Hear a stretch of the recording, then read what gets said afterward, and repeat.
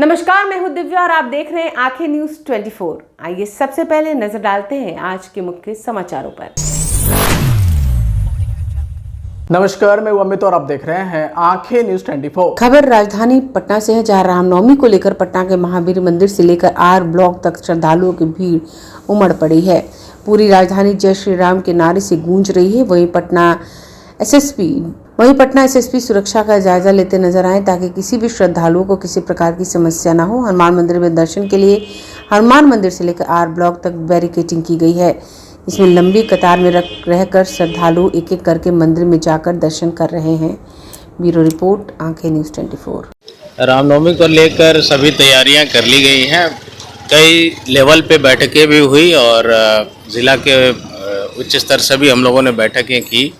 जो हमारे पदाधिकारी हैं, दंडाधिकारी हैं, पुलिस के जवान हैं, सभी को ब्रीफिंग कर दी गई थी, सेंसिटाइज किया गया है। और आज जो भक्त हैं उनकी लाइन ऑलरेडी लगनी शुरू हो गई है, आप सब लोग भी देखे होंगे। अभी स्थिति पूरी तरह से पीसफुल है, नियंत्रण में है। सभी जो लोग हैं वो भी कोऑपरेट कर रहे हैं, महिलाएं, बच्चे, सभी लोग उसमें लगे हुए हैं। उम्मीद है समय से हमारा जो पट है वो खुलेगा और उसके बाद लोग दर्शन करेंगे, जाएंगे। कल फिर जो जुलूस निकलेगी, शोभा यात्रा निकलेगी रामनवमी को लेकर, उसके लिए भी हम लोगों ने फोर्स डिप्लॉयमेंट किया है। सेंसिटिव एरियाज़ जो हैं उन पे अलग से ध्यान देते हुए अलग से डिप्लॉयमेंट भी किया गया है। और डाक बंगला से लेकर स्टेशन तक जो मेन कल शोभा यात्रा के दौरान ये जाम रहेगा, उसको लेकर ट्रैफिक रूट जो डाइवर्ट करना है उसको भी किया गया है। प्लान पहले से सभी को सर्कुलेट किया जा चुका है। पूरी तरह से तैयारी है हम लोगों की और हमें उम्मीद है बहुत हर्षोल्लास के साथ ये त्यौहार भी पटना के ज़िलेवासी मनाएंगे। कितने अधिकारी सर लगाए हनुमान मंदिर के पास? देखिए, ज़िले के जितने भी फोर्स हैं, ऑफिसर्स हैं, पूरे ज़िले में सभी की ड्यूटी लगती है। जितने भी हैं सभी के कार्यालयों में हैं, वो भी जो कोर्ट ड्यूटीज़ में रहते हैं सबकी ड्यूटी लगती है। तो टोटल मिला के अगर आप देखेंगे तो पुलिस के जवान हमारे 2,500-3 हज़ार होंगे और पुलिस पदाधिकारी करीब 1,500-2 हज़ार के करीब इसमें डिप्लॉय किए गए हैं। ग्रामीण क्षेत्र में भी सर रहेगा? सभी जगहों पे सबकी संवेदनशीलता वैसी ही रहती है। सभी जगह पे लोग चौकस हैं, सभी जगह डिप्लॉयमेंट किया गया है और सभी जगह पे वरीय पदाधिकारी लोग खुद ही भ्रमणशील रहकर विधि व्यवस्था का संधारण कर रहे हैं। नमस्कार, मैं अमित और आप देख रहे हैं आंखें न्यूज 24। लोकसभा और राज्यसभा से वक्फ संशोधन बिल पास होने के बाद देश की राजनीति में हलचल तेज हो गई है। जहां केंद्र सरकार इसे जरूरी बदलाव बता रही है, तो वहीं विपक्षी दलों ने इसे संविधान विरोधी करार देते हुए जमकर विरोध करना शुरू कर दिया। बता दें कि बिहार के पूर्व उप मुख्यमंत्री और आरजेडी नेता तेजस्वी यादव ने इस बिल को लेकर केंद्र सरकार पर तीखा हमला बोला है। तेजस्वी यादव ने कहा कि अगर हमारी सरकार बनी तो इस वक्फ संशोधन विधेयक को सीधे कूड़ेदान में फेंक देंगे। भाजपा के लोग पूरी तरह संविधान विरोधी है। वे हमेशा विभिन्न समुदाय को निशाना बनाते हैं और संविधान की मूल भावना को चोट पहुंचाते हैं। आगे तेजस्वी यादव ने कहा कि यह बिल मुस्लिम समुदाय के खिलाफ है और इसका मकसद समाज में बंटवारा और ध्रुवीकरण करना है। उन्होंने आरोप लगाया कि भाजपा सरकार जानबूझकर ऐसे मुद्दे उठाती है ताकि गरीबी, बेरोजगारी, महंगाई, पलायन, शिक्षा और स्वास्थ्य जैसी असली मुद्दों से ध्यान भटकाया जा सके। तेजस्वी यादव ने जदयू पर भी निशाना साधते हुए कहा कि भाजपा चुनाव तक नीतीश कुमार को अपने साथ रखेगी, लेकिन उसके बाद उनका क्या होगा यह बिहार की जनता भली भांति जानती है।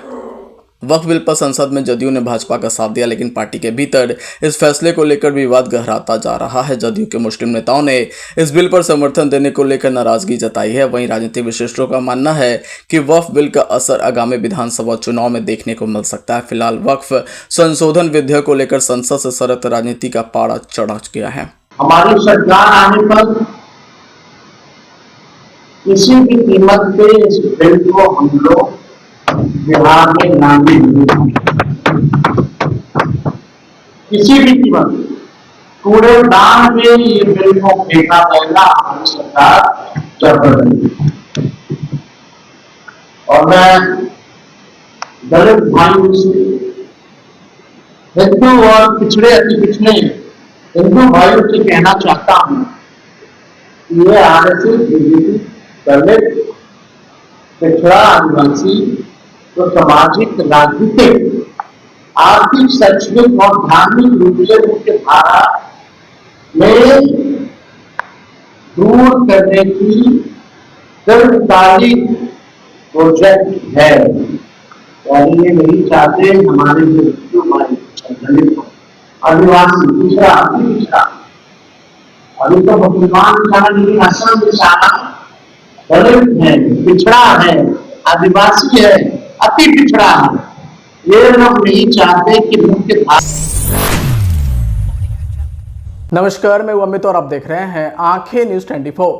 रामनवमी को मर्यादा पुरुषोत्तम भगवान राम के जन्मदिन के रूप में मनाया जाता है। यह उत्सव हर वर्ष चैत्र मास के शुक्ल पक्ष की नवमी तिथि को आयोजित किया जाता है। बता दें कि सनातन धर्म में इस पर्व का विशेष महत्व माना जाता है। ये वर्ष रामनवमी आज यानी 6 अप्रैल 2025 को मनाई जा रही है। इस वर्ष रामनवमी तिथि 5 अप्रैल को शाम 7:26 पे प्रारंभ होगी और इसका समापन 6 अप्रैल को शाम 7:22 पे होगा। वहीं भगवान श्री राम की पूजा का मुहूर्त 6 अप्रैल को सुबह 11:08 से लेकर दोपहर के 1:29 तक भगवान राम की पूजा के लिए अत्यंत शुभ माना गया है। वहीं रामनवमी के अवसर पर भगवान राम को विशेष रूप से पंजीरी और खीर का भोग अर्पित किया जाता है। इसके अतिरिक्त फल, मिठाई और अन्य पारंपरिक भोग भी चढ़ाए जाते हैं। रामनवमी का त्यौहार हमें भगवान राम के आदर्शों, सत्य, धर्म, मर्यादा और त्याग की स्मृति दिलाता है। इस दिन श्रद्धा के साथ पूजा पाठ करने से भक्तों को शांति, सुख और समृद्धि की प्राप्ति होती है। बता दें कि रामनवमी के मौके पर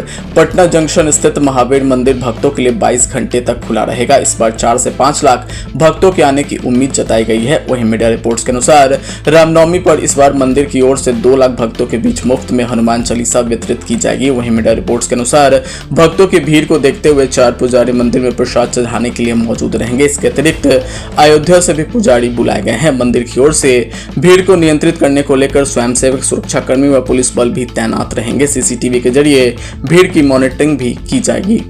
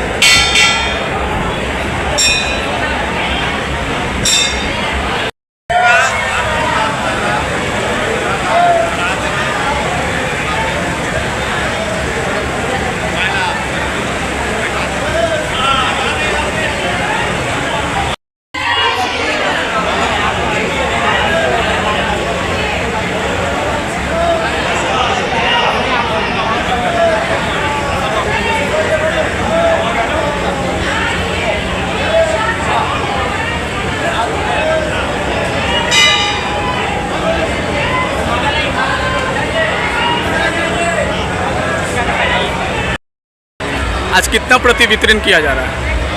2 लाख अच्छा, जो श्रद्धालु आ रहे हैं वो क्या बोल रहे हैं? वो मांग रहे हैं हनुमान चालीसा के बारे में। कितना उत्साह देख रहे हैं श्रद्धालु में आज के दिन? तो बहुत उत्साह बहुत है। अच्छा, जरा एक समाचारों में वक्त हो चला एक छोटे से अंतराल का। पटना में कई वर्षों से शिक्षा में अहम योगदान दे रहा है Gyansthali high school Alamganj Patna city, जहां 10वीं और 12वीं की बोर्ड परीक्षाओं में 100% अंक प्राप्त कर रहे हैं बच्चे।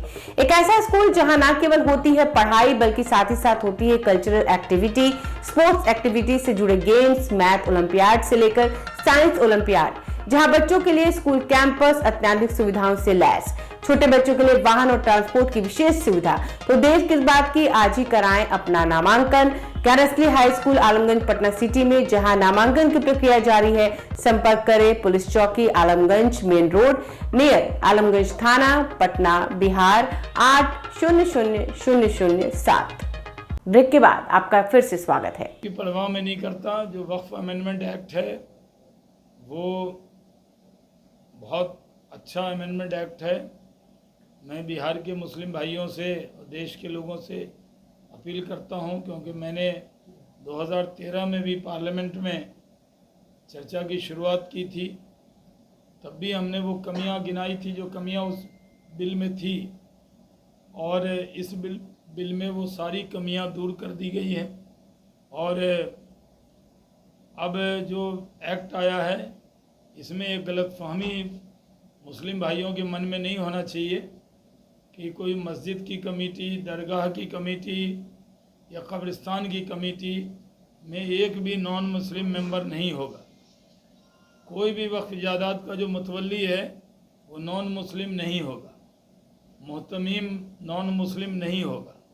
सिर्फ जो वक्फ बोर्ड और वक्फ काउंसिल है उसमें 2 महिलाओं को, पसमानदा मुसलमानों को और 2 नॉन मुस्लिम मेंबर उसमें डाले गए हैं। तो ये कहना कि नॉन मुस्लिम मेंबर क्यों डाला, ये दुर्भाग्यपूर्ण है। आखिर कोई मौलाना साहब हैं, मुतवल्ली हैं, तो वक्फ की जायदाद तो ट्रिब्यूनल के पास जाएगा, कोई डिस्प्यूट होगा तो। लेकिन उनकी अपनी जायदाद अगर होगी तो सीओ के पास, डीसीएलआर के पास और डीएम के पास ही हल होगा। तो वक्फ की जायदाद क्यों नहीं हल हो सकता? अब डीएम हिंदू है या मुस्लिम, सिख है या ईसाई, अगर ये करेंगे तो कल होके कहेंगे कि डीएम भी मुस्लिम चाहिए, सीएम भी मुस्लिम चाहिए, पीएम भी मुस्लिम चाहिए, तभी भरोसा करेंगे। जो भी न्याय संगत व्यक्ति पद गोपनीयता की शपथ लेकर आता है उसका धर्म कुछ भी हो वो न्याय करता है और डीएम भी न्याय करेंगे। जो लैंड डिस्प्यूट जो ट्रिब्यूनल में जाते थे, वक्त लगता था, वो डीएम के लेवल पे हल हो जाएंगे। तो इसमें एतराज़ करना ये सही नहीं है। जो लोग इसमें एतराज़ कर रहे हैं वो बहुत बड़ी गलती कर रहे हैं। मुस्लिम भाइयों से ये भी अपील है कि सिटीजनशिप अमेंडमेंट एक्ट पर, CAA पे कितना गुमराह किया गया मुसलमानों को। कहा गया कि मुसलमानों की नागरिकता चली जाएगी, जबकि CAA नागरिकता देने वाला था माइनॉरिटीज़ को जो धर्म के नाम पे प्रताड़ित हुए पाकिस्तान, बांग्लादेश, अफगानिस्तान में। और एक भी मुसलमान की नागरिकता पिछले 4 साल में गई है। जो लोग कह रहे हैं CA पास हो गया, किसी की नागरिकता गई, तो झूठ फैलाया था। क्या जिन लोगों ने CA के नाम पर, CAA के नाम पर आंदोलन किया था, गुमराह किया, वो देश और समाज से माफ़ी मांगेंगे? वही गलती कुछ लोग वक्फ अमेंडमेंट एक्ट पर कर रहे हैं। ऐसा दुष्प्रचार हो रहा है जैसे मुसलमानों की मस्जिद छिन जाएगी, कब्रिस्तान छिन जाएगा।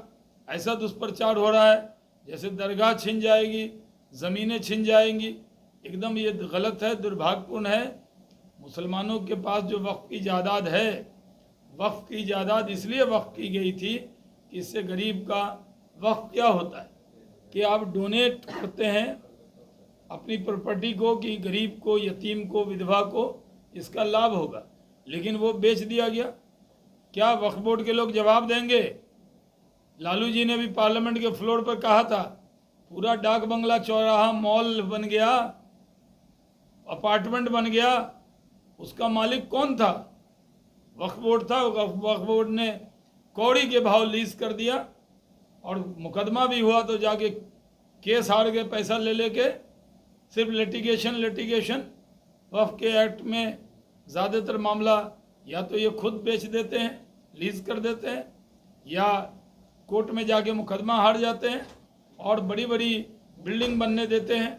अब देखिए कर्नाटक में, आंध्रा में जो 5 स्टार होटल है वो 12,000 रुपये महीने पे लीज में है और एक दुकान उसमें 25 लाख रुपए महीने पे होटल वाला लीज किए हुआ है। तो वक्त के बारे में बहुत लोगों को जानकारी नहीं है। मीडिया में भी इसके बारे में जब चर्चा हुई तभी जानकारी आई है।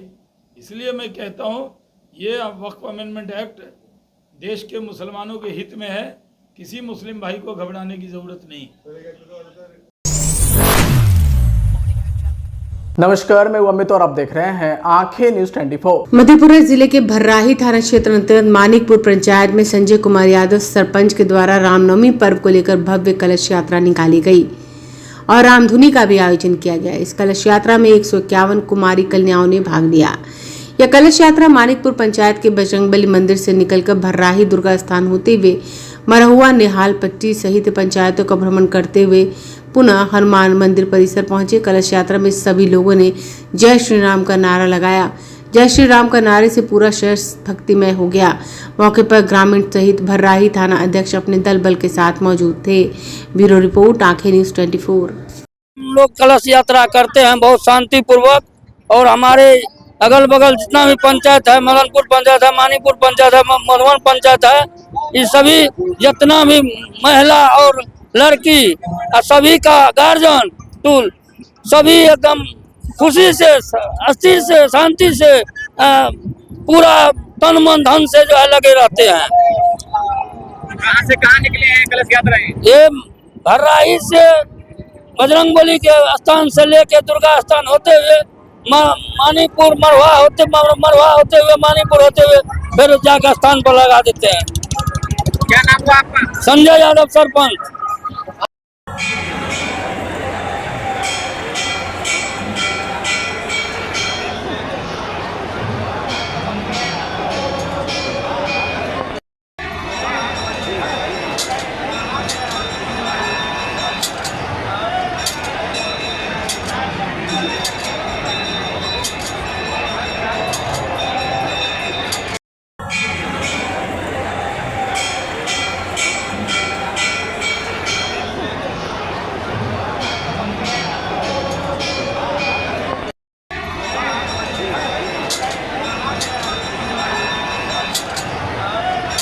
आज के लिए बस इतना ही। अगली बार हम फिर हाजिर होंगे, तब तक के लिए देखते रहिए आंखें न्यूज़ 24। अगर आपने अभी तक हमारे चैनल को सब्सक्राइब नहीं किया है तो हमारे चैनल को जल्द से जल्द सब्सक्राइब करें, लाइक करें, शेयर करें और कमेंट करें।